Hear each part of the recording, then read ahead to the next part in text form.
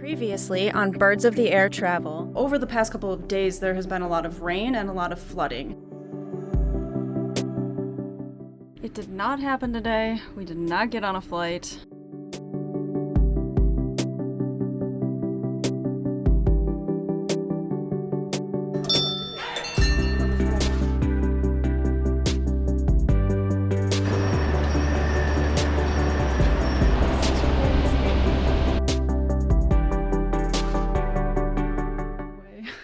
Today we're leaving Namche Bazaar. We're skipping our first acclimatization day and heading straight to Tengboche. So we will be back on our original schedule. I think it's probably going to be harder today. It's going to be steep and it's going to be a long hike. When we arrived in Namche the previous evening, the surrounding mountains were all covered in clouds. So Vince and I made sure to check out our tea house's rooftop terrace for a view of the mountains before it was time to meet up with our teammates to start trekking. The mountains were so much closer today than they were on the first 2 days of our trek. They'd seemed so far away before, and now the snowy peaks loomed over us from across a deep valley. And before long, we could see some of the highest peaks on Earth. It's that one peeking up right there. That's Mount Everest. We can see Mount Everest right now. This moment was really special for me, and it was a little hard to wrap my mind around. And in addition to Mount Everest, we could also see Lhotse and Ama de Blanc. Ama de Blanc is a really beautiful mountain, and it would be a constant companion along the trail for the next few days. The scenery above Namche was a sort of transition zone between dense forest and craggy mountain landscapes.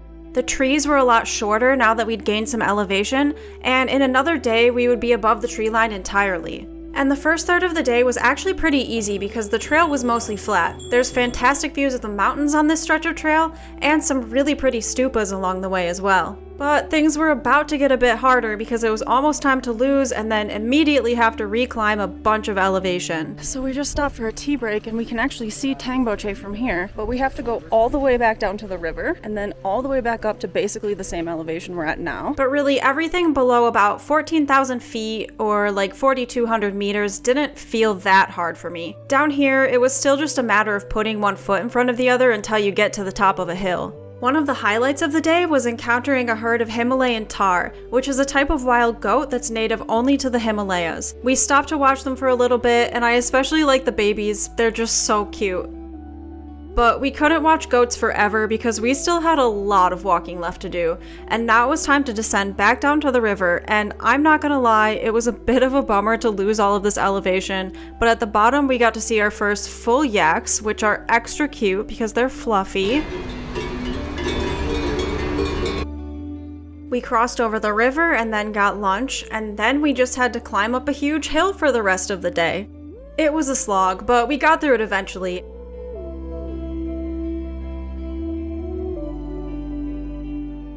Once we reached the top, we stepped through a gateway into the peaceful village of Tengboche, which is surrounded by stunning mountains. And I just had this immediate feeling that Tengboche was my favorite village on the trek, even though it was only day 3 and I had no idea if it would turn out to be my favorite or not. Today has been the most amazing day so far. We've had views of the high Himalayas all day. There's been basically zero cloud cover. And now we finally made it to Tengboche, and honestly the hike didn't feel much harder than yesterday. Me and Vince are on the top floor of our hotel, and we have a view of Mount Everest from our bedroom. And for the first time we actually have a toilet in our room too, which is really nice. Tea house in Tengboche. We have our own toilet. We have a full bed. We have a view of Mount Everest out our window. Are you kidding me? And we're about to go check out the local monastery. The Tengboche Monastery was the most peaceful place we'd been to on the trek so far. Even though there were plenty of people in the monastery, it was still very quiet. I got the sense that everyone there was feeling the same way I was, which was just awe at our surroundings and appreciation and respect for the monks of the monastery sharing their culture with us. Before bed, we played Yahtzee, which really just reminded me that I don't like Yahtzee very much. Today we're headed to Dingboche. It should be a bit well, I don't know if it'll be an easier hike because we're gaining elevation, but we won't have to go uphill as much as we did yesterday. Right now, Vince and I have a fantastic view of Mount Everest and Amadablam and another mountain I don't know the name of, but we can see that the sun is rising behind them because they're sort of either backlit or side lit. We can see like glowing clouds of snow blowing off the sides of the mountain. So you can tell it's very windy up there. The sight of the snow billowing off of the mountains was a good reminder of how harsh the environment is up at 8,000 meters. It kind of made me grateful that I had shelter and a nice warm piece of Tibetan bread waiting for me down in the restaurant. After breakfast, we started walking, and we crossed over the last suspension bridge we'd encounter until our descent in a few more days. We could still see Amadablam from this leg of the trail, but Everest was hiding behind some hills now.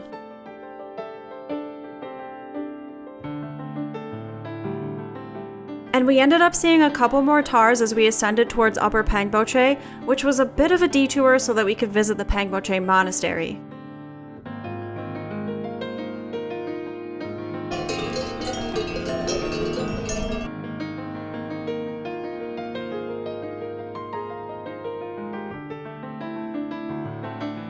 On our way up to the monastery, we started to encounter areas where people had put yak poop out to dry, and this ends up getting burned in the stoves at tea houses in villages that are above the tree line. We're about to visit a monastery that has a Yeti skull. No photos inside, but this is really cool. Actually, the monk from the monastery ended up giving me permission to take some pictures inside, and this was really nice of him, and I'm so glad to have them to remember our visit. While we were here, we learned that the Tengboche Monastery is the oldest one in the Khumbu region and was built by Lama Sangwa Dorje. After our visit to the monastery, we stopped for tea, and this was a real Sherpa tea house, whereas the tea houses we stayed in throughout the trek were specifically catering to tourists.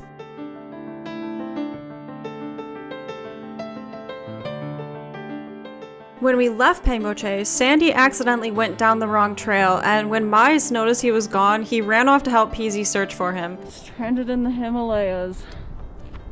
Not a guide in sight. So the rest of us waited around until the guides managed to locate Sandy, and then we kept walking to a fork that met up with the trail he'd taken. You took a shortcut on us. Yeah. With everyone reunited, it was time for lunch, and we got to try garlic soup, which is supposed to help with acclimatization. The soup was really delicious, but the drink I ordered to go with it ended up being a bit much for me. Seabuk thumb juice. Very sour.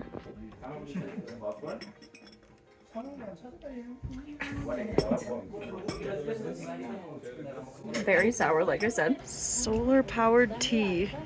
That lunch ended up being the last meal where I actually had an appetite. Above 14,000 feet, eating was really difficult for me, which is a symptom of altitude sickness, but thankfully I never got any other symptoms like nausea or bad headaches. But after lunch, we hiked a flat section of trail alongside this ridiculously beautiful river. At this point, we were high enough up that there was snow on the ground, which I think was actually a result of the late monsoon that delayed the start of our trek. I'll get Kennedy at starts so that she doesn't. Hey Vince. I'm on to you. Got him. Oh, I almost didn't see this one coming. He's gonna miss it. That's why. We arrived in Dingboche in the early evening, and this was a couple hundred feet higher than Vince and I hiked in Colorado, so everything above this would be a new personal record. Dingboche is a pretty remote village, but it was actually quite large compared to Tengboche. There were all sorts of stores, and this was the last chance to buy certain things like trekking gear, although essentials like toilet paper and of course Snickers bars were still available after this.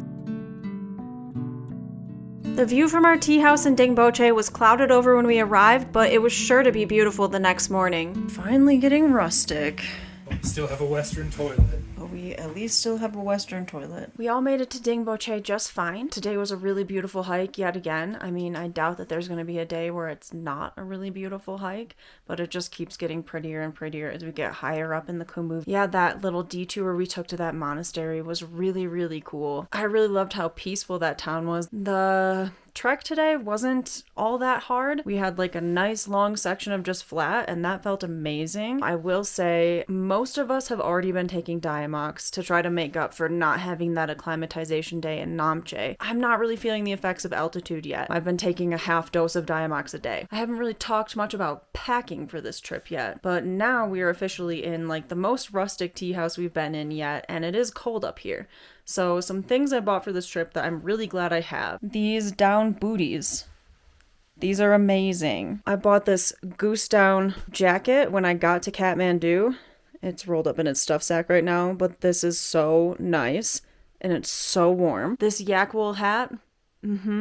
Very nice. What else? We haven't been eating a lot of snacks on the trail. We will have to pack our own snacks tomorrow because there are no tea houses on the hike we're doing tomorrow. I saw in a lot of vlogs people saying like pack snacks if you're gonna want snacks, and I would say so far we have not eaten any of the snacks that we packed. They feed you so well on these hikes. I have been taking a whole pharmacy's worth of drugs, it feels like, every morning. Like I've been taking preventative ibuprofen, I've been taking vitamin C. I don't even know if that's doing anything for me except making me feel like I won't catch a cold. And then yeah, of course the Diamox and my normal medications as well. So that's a lot for me. The food has been really good everywhere we went so far. Of course, there's Dalbot everywhere. There's Momos everywhere. So you have your basic options, but there are things like pizza and veggie burgers and stuff too. Today I'm getting mac and cheese, so we'll see how that is. So yeah, that's just some general life on the trail kind of tidbits for you. Yeah, it's been really good so far. I really thought I would be more sore and tired and sick of it by now. I don't know, every day I'm just excited to get up and I'm excited to be here. So let's hope that tomorrow is like that yet again. And like I said earlier, I barely got any food down at dinner, but we did all stay up to play another game after everyone finished eating. That's a small bike. I can see it. We're just getting ready to start our acclimatization day here in Dingboche. It's getting harder and harder to take care of ourselves as we go up just because it's so cold. You can buy hot showers here, but I didn't get one last night because I was just freezing. The moment you get out of the shower, the benefits of the hot automatically dissipate. Basically, I just bundled up, slept in my sleeping bag, and then immediately this morning got dressed as quickly as I could because it's so cold. Today we're going to do an acclimatization hike up to a peak called Nangkartshang. I think today is going to be the day where things start to feel hard. Right now we're kind of near the exact elevation that is the highest Vince and I have ever been, so don't really know what's going to happen after this, but hopefully it'll go okay. The morning view was as beautiful as I had imagined, and I was excited to start our acclimatization circuit after breakfast. But I did notice pretty much immediately that going uphill was a lot tougher than it had been the previous few days. PZ had already kind of prepared us for the idea that we might not make it to the top of Nangkartshang. He said that going all the way to the top, which is at about 5,000 meters or 16,700 feet, was optional. Alright, acclimatization. Hard. First day I really feel like it's hard. But there was one spot that we absolutely had to get to, and I honestly can't remember what that elevation was, but it was important to get a minimum elevation in for acclimatization. We all made it up to this rock, and this was the spot where we could choose to either turn around or keep going up. We needed to take a 20-minute rest here just to let ourselves adjust to the altitude. While we waited, I contemplated whether or not I wanted to keep going. I was struggling a bit with the altitude, so I felt like going higher would be a good idea because then I'd be better equipped for the next day's hike. But the trail was pretty slippery and it was getting worse as we ascended.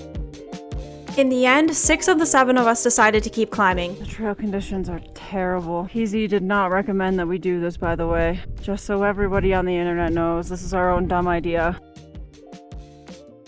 As we got higher, the trail conditions just got worse and worse. I don't know why we're doing this. Most of us decided to turn around about 150 meters below the top, which probably sounds ridiculous because we were right there. Vince was the only one who kept going, and the rest of us started what would be a long and careful trek downhill. You alright? What's that? Alright?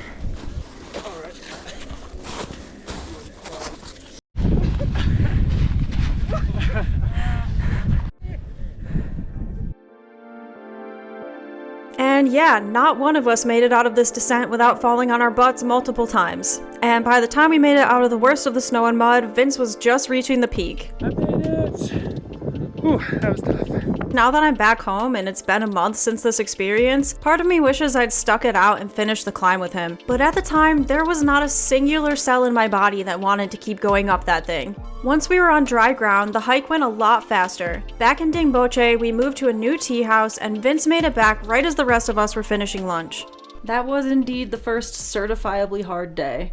Yeah, I struggled on the way up, I struggled on the way down. We went a bit further than we probably should have. Vince went all the way to the top, the rest of us did not. Yeah, the trail got pretty slippery, muddy, snowy, but I kind of wanted to get some more elevation in to be better prepared for tomorrow. It was a struggle. We have a nice half day to spend here in Dingboche. We're all gonna get back together and go see a documentary down in town. And then maybe buy some micro spikes and gaiters because we all wish we had had those today.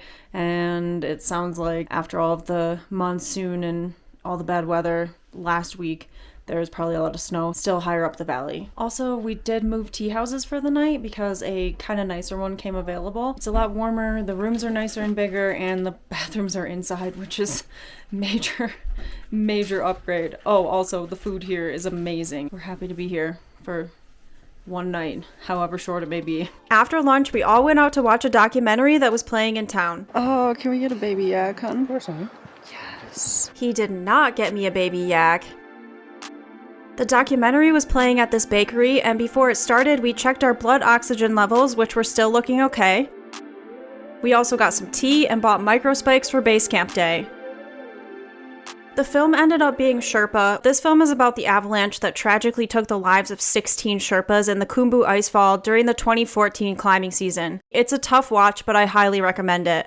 Alright, this morning we're headed out to Lobuche, which should be a pretty easy hike for the first part of the day, and then it should get pretty hard and steep. We're gonna pass through the Climbers Memorial today. This is hard to tell, but I either have a cold or the mountain air is just affecting me. I have like a stuffy nose and a sore throat. Definitely just everything's starting to get hard, which I knew would happen eventually. So now's the time to tough it out, and we're gonna get through it. We got to watch these yaks getting loaded up with another trekking group's duffels before we started hiking.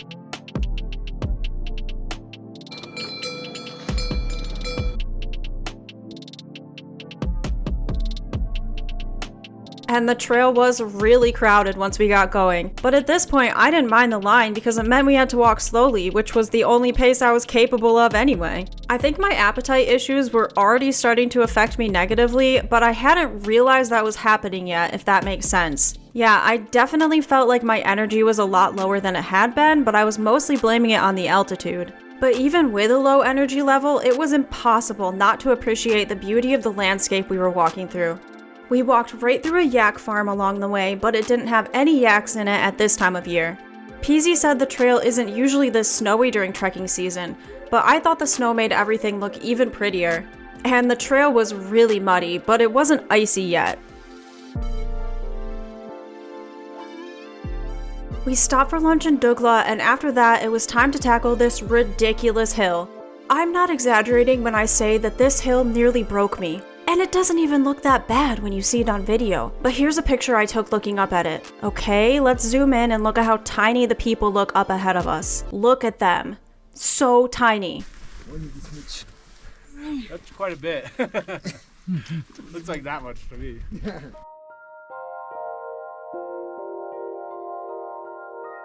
By the time we made it to the top of the hill, I was totally exhausted, but I got a jolt of energy when I realized we'd made it to the Climbers Memorial at Tukla Pass. It's hard for me to even put into words how utterly overwhelming it felt to be at the memorial. There are over 100 structures here, each memorializing different climbers who have lost their lives in the mountains. Some monuments had plaques with details about the climbers' lives and how they passed away, and others were simple names, and as we read the different messages on stones, I was overcome by emotion.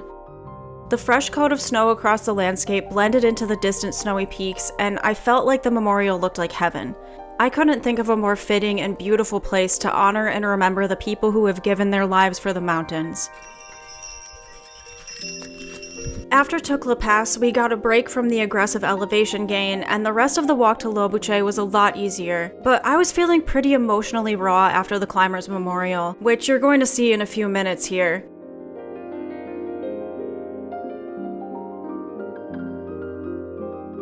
We arrived in Lobuche, checked into our tea house, and had some delicious mint tea. Look at that, guys.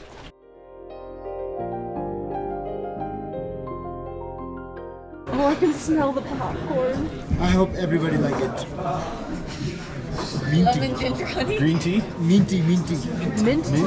Oh, minty is good. Then we got our rooms, and that's when another wave of massive feelings hit me. So we all made it to Lobuche, and to be honest, today was really hard. There were times where I did not want to keep walking. I really had to dig deep to do this today, especially that big hill after lunch. But I will say, once we got to the Climbers Memorial up at the top of the hill, that was a really emotional moment for me, and it reminded me that this is something that's worth doing even though it's hard. That kind of gave me the motivation to keep going today, to be honest, because this for me is something that I've been wanting to do for a really long time, and I've been afraid that I wouldn't be able to. And I guess I still don't know if I'll be able to, but it's worth a shot, right? But I'm really really grateful to be here right now. And yeah, that's all. I guess this day really took it out of me. Like, physically and emotionally. Okay, this is dumb, so I'm gonna stop.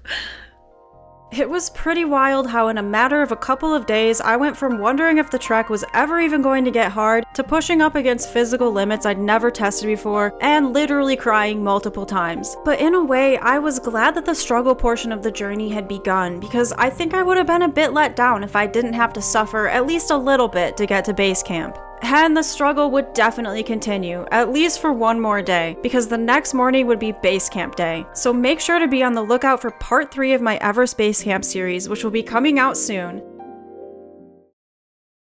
Next time on Birds of the Air Travel.